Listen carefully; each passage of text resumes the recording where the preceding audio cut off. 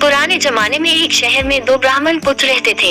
एक गरीब था तो दूसरा अमीर। दोनों पड़ोसी थे। गरीब ब्राह्मण की उसे रोज ताने देती और रोज झगड़ती। एक दिन 11 के दिन गरीब ब्राह्मण पुत्र झगड़ों से तंगा जंगल की ओर चल पड़ता है, ये सोचकर कि जंगल में कोई शेर या कोई मांसाहारी जीव उसे मार कर खा जाएगा, जिसके कारण उस जीव का पेट भर जाएगा और मेरे मरने से ये रोज की झिक-झिक से मैं मुक्त हो जाऊंगा। जंगल में जाते उसे एक गुफा नजर आती है। वो गुफा की तरफ जाता है। गुफा में एक शेर सोया होता है और शेर की नींद में खलल न पड़े इसके लिए वहाँ हंस का पहरा होता है। हंस सब दूर से ब्राह्मण पुत्र को आता देखता है तो वह चिंता में पड़ जाता है और सोचता है कि अगर ये ब्राह्मण आएगा तो शेर जागेगा और यह इसे मार कर खा जाएगा और इस पवित्र 11 के दिन मुझे पाप लगेगा। इसे बचाए कैसे, उसे उपाय सोचता है और वो शेर के भाग्य की तारीफ करते हुए कहता है, वो जंगल के राजा उठो जागो आजा, पक्के भाग खुले हैं। 11 के दिन खुद विप्रदेव आपके घर पधारे हैं। जल्दी उठे और इन्हें दक्षिणा देकर इन्हें रवाना करें, आपका मोक्ष हो जाएगा। ये दिन दोबारा आपकी जिंदगी में कभी नहीं आएगा। आपको पशु योनि से आज छुटकारा मिल जाएगा। ये सुनकर शेर तुरंत दहाड़ कर उठता है। हंस की बात उसे सही लगती है और पूर्व में शिकार मनुष्यों के गहने वो ब्राह्मण के पैरों में रख शीश नवाता है, जीभ से उनके पैर चाटता है। हंस ब्राह्मण को इशारा करता है, विप्रदेव ये सब गहने उठाओ और जितना जल्द हो सके यहाँ से वापस अपने घर जाओ। ये शेर है, कब मन बदल जाए और ये तुम पर वार कर दे कोई नहीं जानता।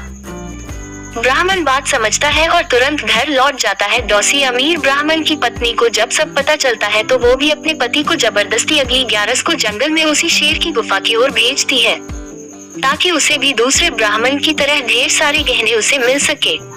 अब इस बार शेर का पहरेदार बदल गया हुआ होता है और नया पहरेदार होता है और वो होता है कौवा।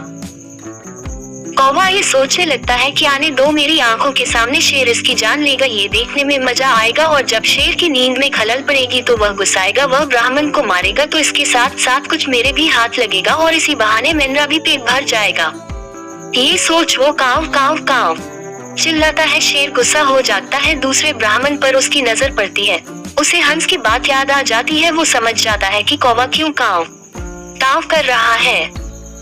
वो अपने पूर्व में हंस के कहने पर किए गए धर्म को खत्म नहीं करना चाहता, फिर भी वह शेर होता है और वो भी जंगल का राजा। वो दहाड़ कर ब्राह्मण को कहता है, हंस और सरवर गए और अब काग भय प्रधान, तो विप्र थारे घरे जाओ मैं किनाइनी जजमान। अर्थात हंस जो अच्छी सोच वाले, अच्छी मनोवृत्ति वाले थे, उनके सरोवर यानी तालाब को चले गए हैं और अब कौवा प्रधान पहरेदार है जो मुझे तुम्हें मारने के लिए उकसा रहा है। मेरी बुद्धि घूमे उससे पहले ही।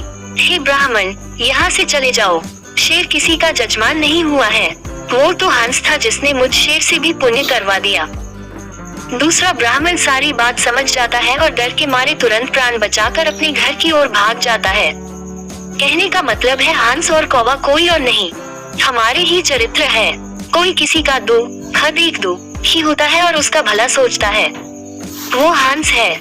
और जो किसी को ही देखना चाहता है, किसी का सुख जिसे सहन नहीं होता, वो कौवा है। जो आपस में मिलजुल भाईचारे से रहना चाहते हैं, वे हंस प्रवृत्ति के हैं। जो झगड़े कर एक दूसरे को मारने लूटने की प्रवृत्ति रखते हैं, वे कौवे की प्रवृत्ति के हैं। अपने आसपास छुपे बैठे कौवों को पहचानो, उनसे दूर रहो और जो हंस प्रवृत्ति के हैं उनका साथ करो। इसी में सबका कल्याण छुपा है, यानी सब कुछ आपके ऊपर निर्भर करता है कि आप किस किस समिति में कुछ तो रखते हैं।